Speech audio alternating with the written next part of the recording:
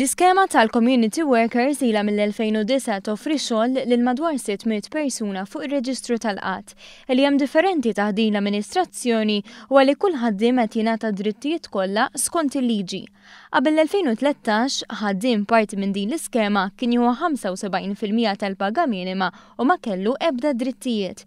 Illum jieħu l-paga minima kollha u jieħu drittijiet sħaħ tax-xogħol bħal lif imħallas u lif tal-mart. Iċ-Chairman ta' Jobs Plus, Clyde Caruana, spjega li iktar minn hekk fi żmien li ġej il-ħaddiema se jibdew jitħallsu tal-performance bonus u anke s-sara. Iva dan biex nagħti eżempju fl-2009 il-gvern ta' dakinhar kien nida skema fejn bej wieħed u ieħor 600 ruħ u kien hemm anke fejn ġieli qabżu 600 ruħ kienu jagħmlu xogħol fil-komunità u ta' dan ix-xogħol kienu jieħdu biss 75% tal-paga minima.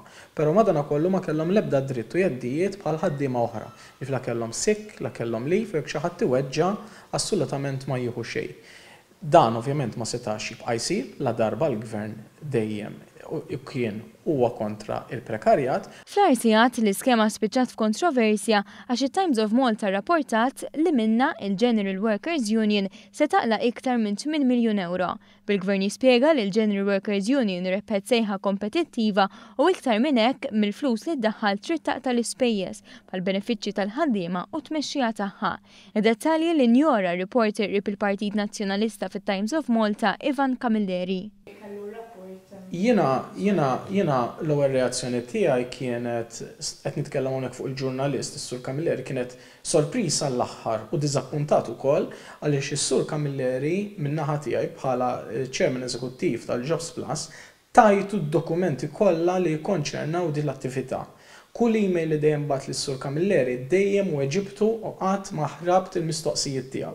Għaldaqstant kont sorpriż ħafna kif nara dak it-tip ta' rapportaġġ fuq it-Times.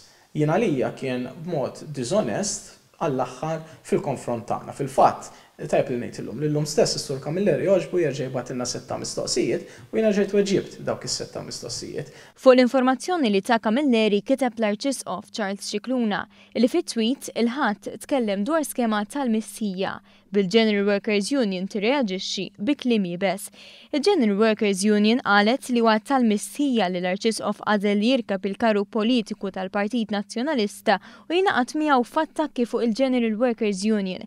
Dan minkejja li l-istess knisja li jmexxi qed tuża 19 l-impjegat mill-istess skema mingħajr ma tħallas għalihom.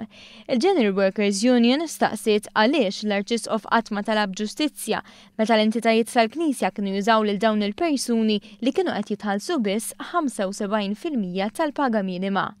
Intant, gburin bid-drittijiet il-ġodda l-Ministru tal-Edukazzjoni u ċ-Chairman ta' Jobs Plus wieġbu għal kumment tal-Arċisqof bi preżentazzjoni.